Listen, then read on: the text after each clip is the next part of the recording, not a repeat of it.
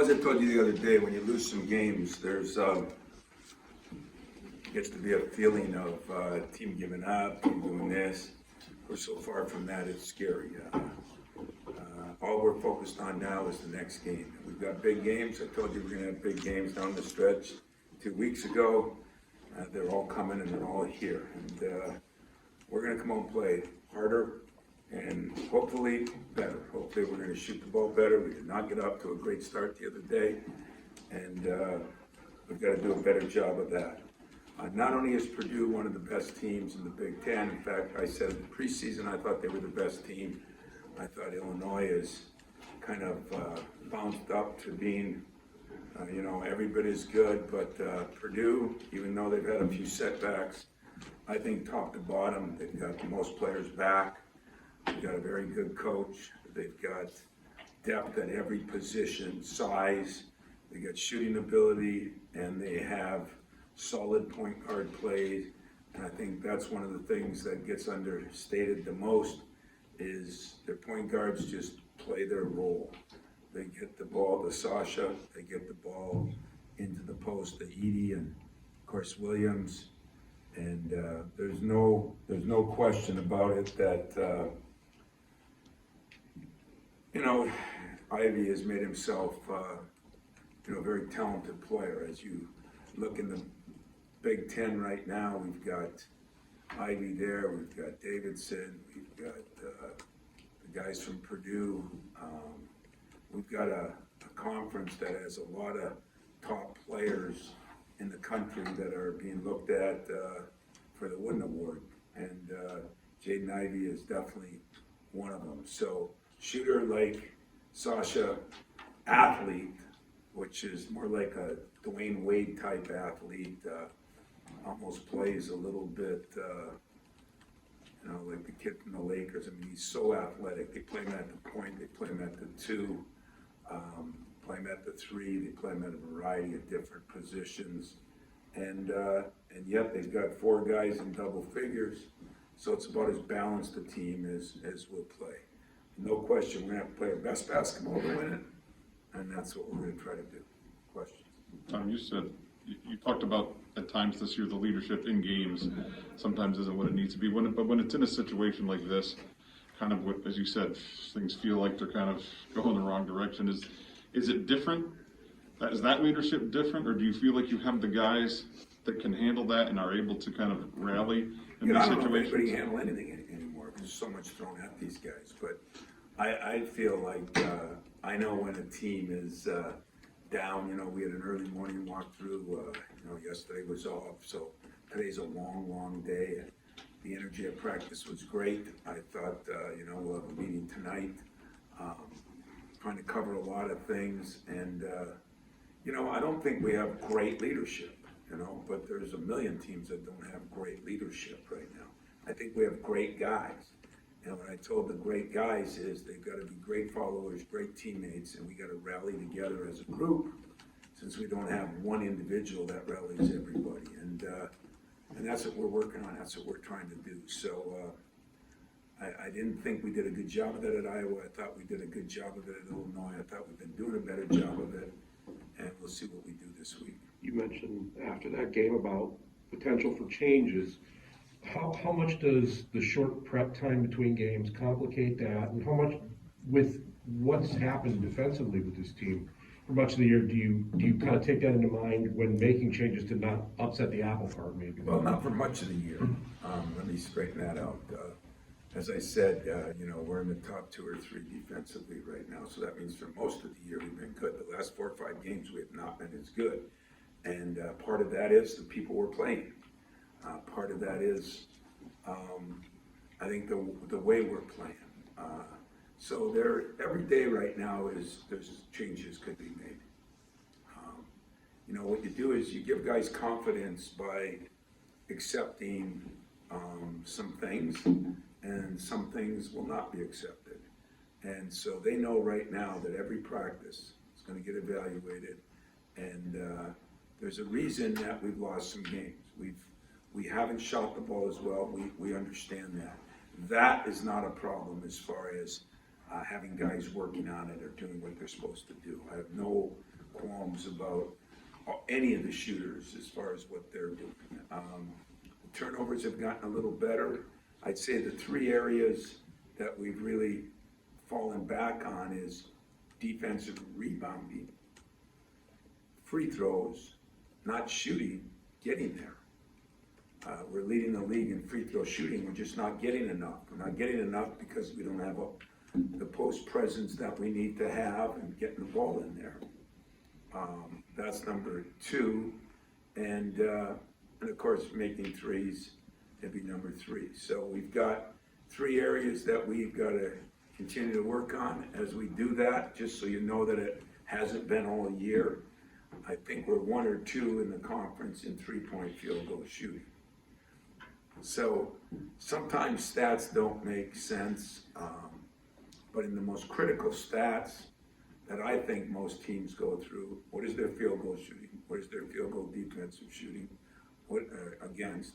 What is their three-point shooting? What is their three-point field goal percentage against? Rebounding is one that's critical.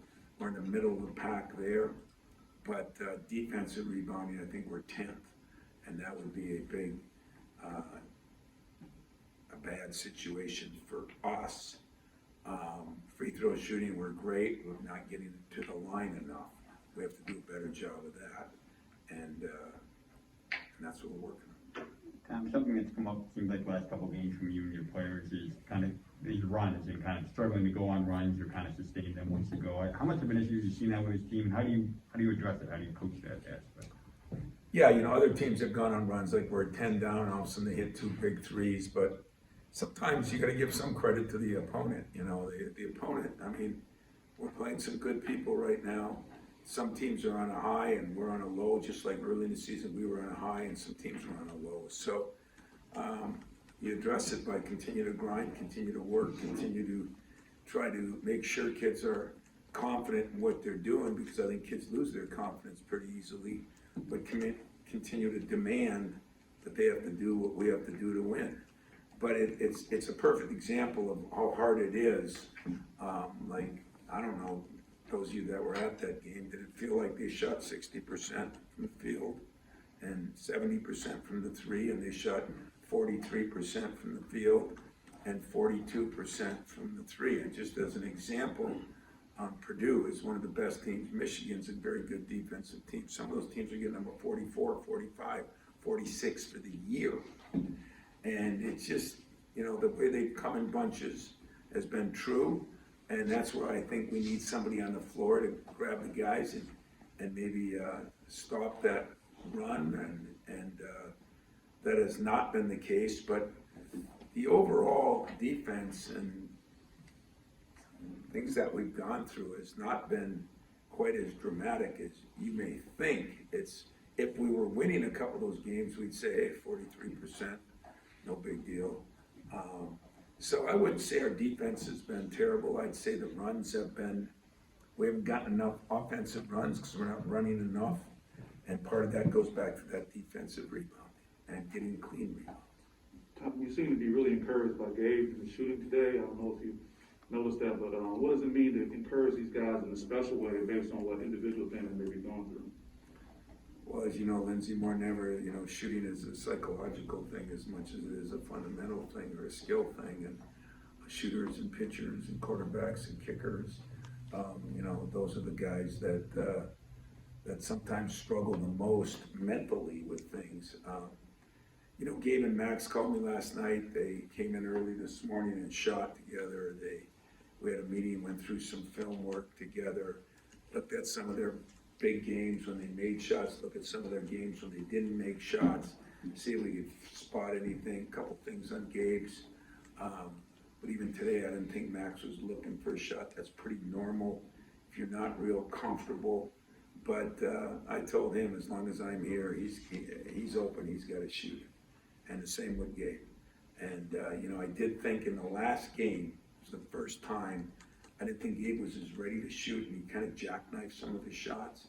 So that's one thing we picked up. We talked about it, and I thought today he shot it as well as you need to shoot it. So we're doing that. We're looking at those 2 point guards together a little bit. We'll do some of that. But in general, if a player isn't playing well and he's working his tail off every day and he's doing everything he's got to do, he's not going to get a short leash, he's going to get a real long leash. If a guy isn't doing the things you need to do and not working on the things he needs to work on, then he's going to get a much shorter leash. And that's kind of the way it is. But those two guys, you know what, I'm banking on them and betting on them because they both have done the things they need to do to get better, and I think they will get better. And it was just, you know, you have 5 games ago, but the Rutgers game, Gabe goes 7 for 9, I think, from the 3, or he shot it very, very well, you know, and when you do that, you get guarded a little differently too. And I'm telling you, Max gets guarded. He got guarded in that Illinois game, no matter where he went. So some of it is that too. The opposition, we played some very good teams, and they deserve some of that credit too. I guess going off that, Tom, with Gabe, these last couple weeks specifically, I mean, as a guy you've been around for 4 years, you're looking at his eye. Has he been remaining the course sort of mentally, or has it been a guy you got to breathe some confidence Once in a into? while in a game, I see that empty look on a couple of those guys, you know, a freshman, Jaden, and sometimes Max, you know, you see that empty look. I mean, that's normal. I mean, I bet you guys saw it on Michael Jordan when he was early, you know, that is the nature of the beast, you know. Although Michael didn't have to put up with all the social media stuff these guys do. So, yeah, it gets to them once in a while, and they understand that they need to shoot the ball better. But what I like about both of them is they don't duck it. They own it. And you know what?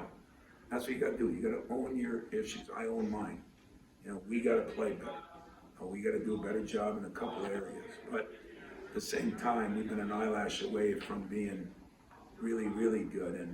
And I gotta make sure people don't think like sometimes you think. And I say that not disrespectfully, I just meant, you know, when you think our defense has been bad for a long time and you look at the stuff and then what other people's defense is bad. And, you know, what's happened to us, I think our defense is a little worse. You know, we were in the low 40s, 39, and now all of a sudden we're 41 in the conference. That's not a monstrous difference. Where it's been a monstrous difference has been in our offense. And our offense has not been as productive. Our break has not been as good, and that's maybe, and just think about this too. There's not a guy in America except for maybe Travis Walton, Tum Nair, whose defense isn't affected by their offense. You know, Gary Harris was one that, you know, could miss some shots and still check. I've been amazed how well Max has done.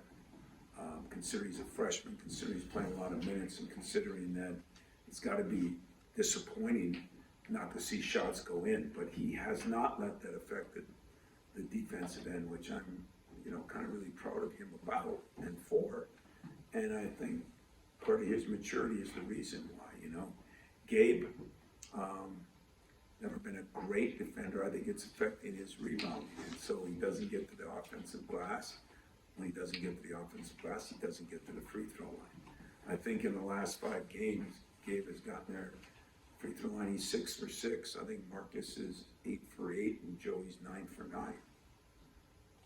In 5 games, that's just not enough free throws, and yet they're shooting the daylights off. So that's why I say what I say.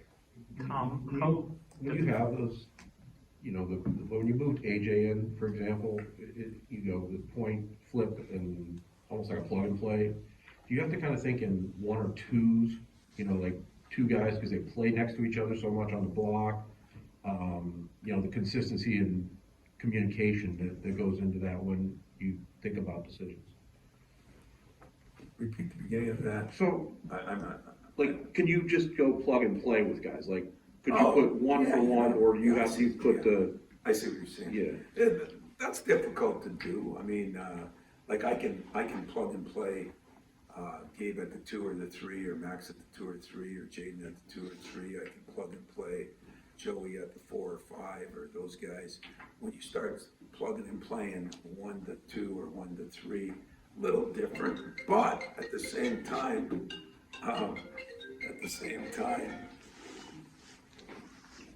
a quarterback should know everybody's position, but the timing of those things is a little. I thought they've handled it pretty well, and we just started working on that, where we're at least getting them some practice time together. You know, there's not as much practice time as you can imagine. I mean, that's the hardest part of this thing, especially the way it gets later in the season, and that's one of the reasons I am disappointed in how the Big Ten does that. You know, you think we got 3 first-time preps at the end. So instead of maybe working on things that you could, you gotta prep for the team you're playing. And when they're first-time preps, you know, like that thing next week from Michigan, late night game to Columbus, first-time prep, that does make it a little more difficult. But would I have started that earlier? Would I have done that in the preseason? You know, I never thought that we'd have any issues because I like our depth. I like the way the depth is. And when those two start shooting better, I think you're going to see our team change. But the energy level of getting to the offensive boards, getting fouled more, getting on the break where you can get fouled more, that's been effective too. So instead of shooting 20 free throws a game, which would be even low but normal, I think we're at 13 and a half in the last 5 games. So you're shooting 82 or 84%, but you're not taking advantage of it, and that's what we got to do a better job of. Tom, how difficult is it to prepare for a team with 2 really good centers in Zach Edey and Travion Williams, and especially with their distinct play style? Does that pose any challenges? Have you seen Edey in person yet? Not yet. You know, like we told Mark Montgomery in our staff meeting, you know, he says, well, how big is he? I said, well, here, I turned on the Illinois-Purdue game. And he says, who's that guarding him? I said, that looks like me, doesn't it? Problem is, it's Goldie. You know, I mean, there's that much difference. And so, yeah, it creates some problems. But hopefully we can create some problems for him, too. You know, last year, the game here will go down as one of the changing points in the season for me, for a variety of reasons. But it was a game with a 16-point lead and played pretty damn well, and then had a 5-point lead late and found a way not to win the game, at a few free throw situations. But at the same time, when I look at that, I also looked at the game down there. We played pretty well. The problem is, I think Edey's gotten better. I think Travion is, he might be the best passing big man in college basketball. And not just this year, but for a few years. I mean, you've seen these passes and those passes and the wraparound passes, behind the back passes. And that's the problem. You can't afford to dig much because he can find everybody. But if you try to handle him one-on-one, he's a load. So they're 2 completely different players, but 2 similar in the fact that I think they're 2 and 3 in scoring on their team. I think they're 1 and 2 in assists on their team. I think they're 1 and 2 in rebounds on their team. You don't see that very often in the modern day basketball, you know. Big men are supposed to be non-existent. So, yeah, they create some problems, but if you say too much of Sasha, he can make shots from everywhere. And those point guards are just very solid, very, very solid. And of course, Ivy is he's a very good player. Yeah, he too. You know, if you want to look at some things, I mean, he's moved up to one of the top 2 or 3 players in the draft. And his last 5 games, he's shooting, I think, 17% from the 3. So he too, you know, has gone through a little bit of struggles in that. The difference is he can get to their hole so well, so athletic, that he can still make up for it. But in his case, he's averaging 17 a game. But I think he's averaging 9 or 10 free throws a game, and making 7 or 8. So of his 17 points, almost half of them are from the free throw line. And So those are a lot of unique stats, but Matt has done a great job. They've got everybody back. They've added one freshman that we've recruited a little bit that plays about 10 minutes a game. Other than that, they've got two guys that started last year that aren't even playing.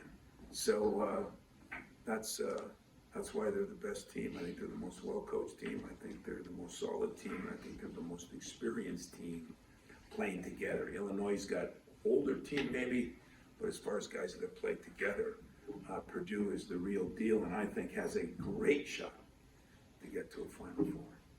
With this difficult stretch right now, how have you guys, or have you guys done anything to just kind of stay loose right now? Stay loose, that's overrated. You know, we're not tight, but we're not loose, but we're where you should be. Disappointed that we lost a couple of games. I wouldn't say a bunch of games, because as I told you, I think I know where we were when we won 9 in a row. I think I know where we are now. The difference is winning breeds a little bit of winning, but losing breeds a lot of losing.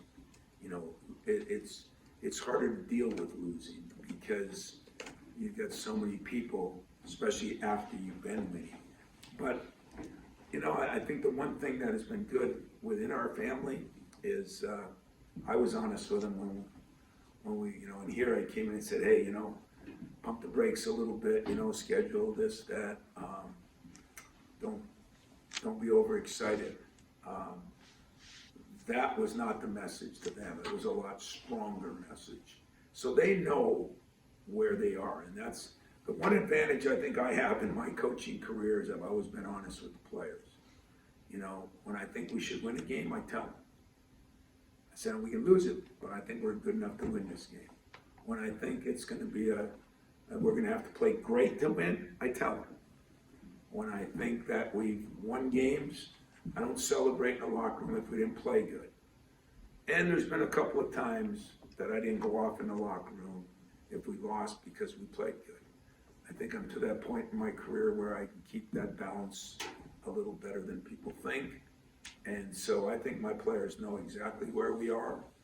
I think they're disappointed. They should be disappointed. And I told them, own it. You know, do not think, you know, you're going to fool the media, the fans, you know. Hey, we're okay. No, you're not. You're dying inside. You know what? It's been hard, but I'm going to work my way through it. That's a better way to look at it. You know what? I'm not shooting bad at it. You know what? I am shooting bad. I got to own that. I think they tell you in any part of life, you know, you don't get better until you admit what you're not doing well. And that's okay, you know. This day and age, it's like a sin to admit that you're struggling or sin. I don't think we're struggling in as many areas as you think. I think we're struggling in a couple of them that's affecting those areas. Tom, not to make too big of a deal out of it, but we saw Keon in the first half for the first time the other night. Does that speak to maybe your frustration in the moment? Does it speak to some development from him? Maybe both? Just wondering about that. You know, the one thing I've always liked about the football players I've had, and I've had, you know, Lorenzo Guest was there today for a while early, and I've had, you know, some really good guys, meaning Matt Trennan, you know, started in the Final Four team, but it took him a couple of years, you know. I will say this, I told Mel this.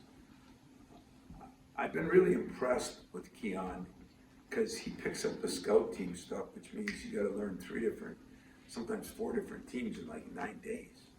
And it's hard enough for everybody else. He picks it up. He picks up stuff quick. He competes. And he is another level athlete. It's been really good. And what I'm really happy about, and I'm sure you can ask Max and Gabe, he's been a really good teammate. I mean, he competes. He's trying to help guys get better. And I just felt in that game, and maybe in this game, if we need somebody for some stretches to guard somebody, his offense is not bad. But the whole reason he'll play if other people aren't competing at the level they need to compete at. In that game, I just felt like we were a step slow for a lot of reasons. Put him in and he did okay. for a little bit, but probably not going to see a steady diet of him. But someday he has a chance to be one of the better two-way players, I think, in college sports. I really do. Does that surprise you at all? Pardon? Does that surprise you at all? Not totally, because, you know, I recruited him with Mel. I saw him play a lot on film because it was COVID, and I've seen him get 30-point games and that. I think what surprised me is his strength and his athleticism, the combination of the two. He can do some things, but what did surprise me is his shot from range. You know, if he worked on it, but I think him and Max have become close. He's become good friends with a lot of the players, and I just appreciate that he kind of keeps his mouth shut, does his job. Don't plan on seeing a steady diet of him, at least this year, but here and there could be. Tom, I'm sure it's not, I can guess it's probably not high on your radar, but your next win will tie you with Bobby Knight for most overall wins for a Big Ten coach. Is that something, I know you're not thinking about it right now in this moment, but if you get a second to kind of process something like that, what does it mean to you? Or have you thought about it? I've had that for 3 or 4 games Yeah. now. So maybe that's a bad omen, you know, so let's play Bob for something instead of me playing with Tom. No, it isn't a big deal to me. It's a big deal because I have incredible respect for the guys that I came up with, that I idolized. Bobby Knight was in the top of that list, you know. John Wooden when I was at Northern Michigan, sure, but I just didn't know enough then. And but Bobby Knight when I got at Michigan State, Gene Cady, Clem Haskins, those were the guys that I really idolized. And to even be talked about in the same way. Now I think things have changed, you know, we play more games. I don't know all the statistics to everything. I really haven't looked it up. I know this, we've won 1 national championship and he's won 3. That would be the interesting one I'd like to capture. But, you know, it just means there's probably a lot of coaches there's a lot of coaches got a lot more wins than I got. They just didn't stay at the same place. There's a part of me that humbly feels like I don't deserve to break a record that he set. But I don't look at that, I don't coach that. I just, right now, I want to get this team better. I know that's a humbling answer and probably one you're thinking, yeah, he goes home and thinks of it. I don't. I haven't thought about it at all. I'm disappointed that we didn't get another win. I'm not disappointed, and Bob should keep his record for as long as he can. There's other records that he's got that'll last forever. I didn't like Bobby Knight when I came here. I loved Bobby Knight. I just felt like, oh yeah, you know, maybe it didn't end quite the way you wanted to, but what he stood for, I'll never forget the first day I got the job. He called, you know, told me, you know, as long as I do it the right way, don't cheat, this and that, he's going to support me. And, you know, after we beat him a few times, he did just that. And so my respect for him is off the charts. I hope we win another game that has nothing to do with Bob. I hope it has everything to do with my players. And anytime you're in a conversation in any way with any one of those 3 guys that were in our league, along with Judd, it's an honor.